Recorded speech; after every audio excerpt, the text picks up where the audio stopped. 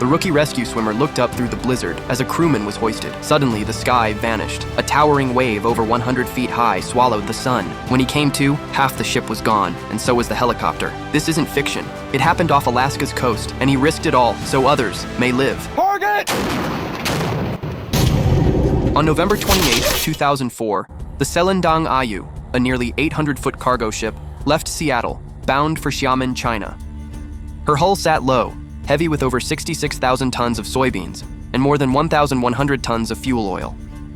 She was scheduled to arrive by December 17th. But the Bering Sea and Mother Nature had other plans.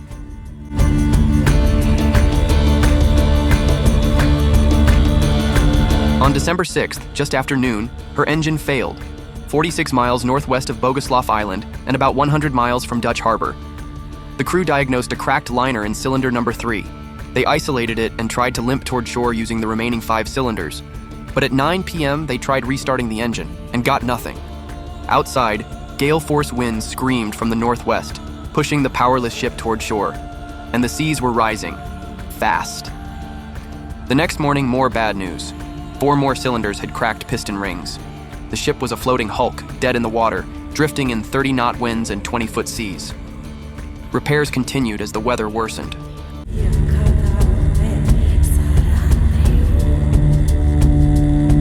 By mid-morning, the U.S. Coast Guard cutter Alex Haley arrived. Engineers removed the number 6 cylinder head, over 3,000 pounds of metal, and secured it to the deck. But the ship's rolling and weather made further repairs impossible. Fuel was transferred to inboard tanks to reduce environmental risk in case of grounding. At 6:30 p.m., the ocean-going tug Sydney Foss arrived and secured a tow line, but the ship's drift couldn't be stopped. Winds hit 55 knots. Waves towered at 25 feet. Another tug, James Dunlap, was sent from Dutch Harbor to assist. But early on December 8th, Sydney Foss's line snapped, and the weather made reattachment impossible.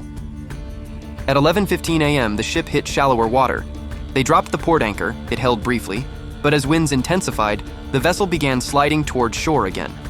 The starboard anchor couldn't be deployed, it was fouled around the bow. Back aboard the Alex Haley, the Coast Guard made a desperate attempt to turn the drifting ship with a tow line. But the Bering Sea wasn't having it. With a violent jolt, the ocean snapped the 8-inch thick towing hawser like it was a piece of string. At 2 p.m., 2 HH-60 Jayhawk helicopters from Air Station Kodiak roared into the sky from Cold Bay. Their mission: reach the stricken ship and get the crew out before disaster struck. Aboard CG-6020 was a nervous rookie, AST-3 Aaron Bean, a freshly minted rescue swimmer. This would be his first real-world search and rescue mission, and it was already shaping up to be the kind they write books about. By 3 p.m., the first Jayhawk had hoisted 9 crew from the deck and transferred them to Alex Haley. The second picked up another 9 and flew them ashore. Only 7 officers and 1 cadet remained aboard.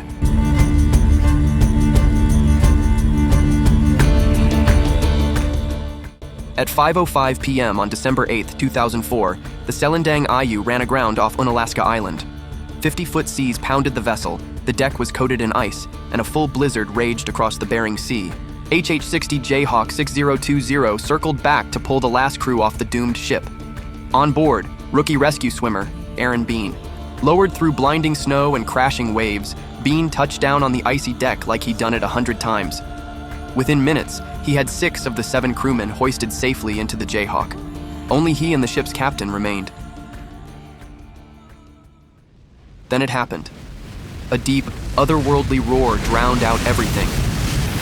Bean turned and saw the sky vanish behind a mountain of water. A rogue wave, over 100 feet tall, slammed into the grounded freighter and the hovering Jayhawk.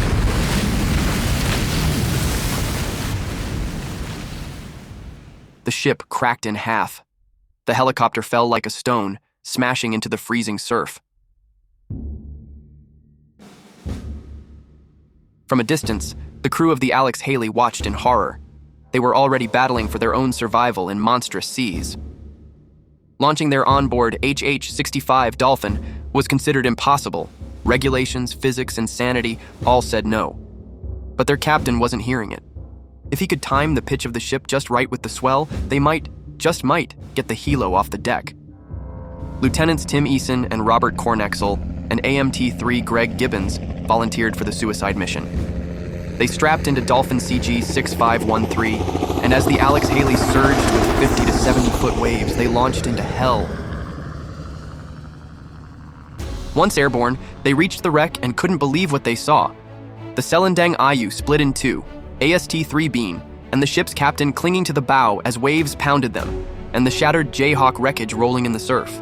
And then, miraculously, they spotted the 3 Jayhawk crew members in the water. Against all odds, the impossible was happening. The other 6 were gone, lost to the sea.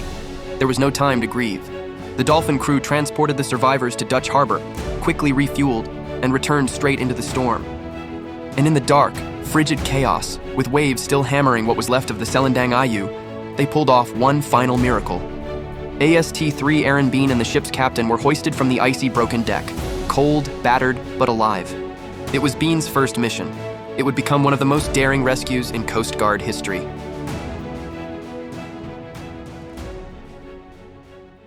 As soon as you saw the basket go up in the helicopter, just out of nowhere, just a wall of water, over 100 feet high, as I can remember it, engulfed the helicopter, and more than half of that boat. Watching the aircraft go into the water and thinking that you're watching friends die was certainly a significant emotional event for me and I think for everybody in our crew.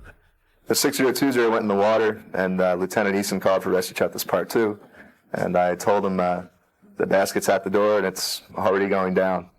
It was so automatic and it was so quick, he was ready to hoist before we could even think about it. They pulled 3 Coast Guard crew members out of the water, and at that point, I think Greg communicated to us that he could see 2 crew members from the Seledang Ayu still there, and we were attempting to hoist one of those crew members.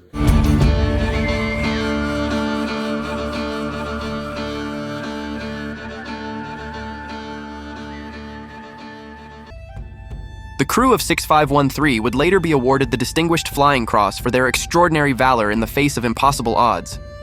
As for AST-3 Aaron Bean, he received the Coast Guard Meritorious Service Medal, the peacetime equivalent of the Bronze Star, for risking everything to bring others home. But not all stories end in triumph. The search for the missing crew continued for 2 more days. It was eventually called off on December 10th.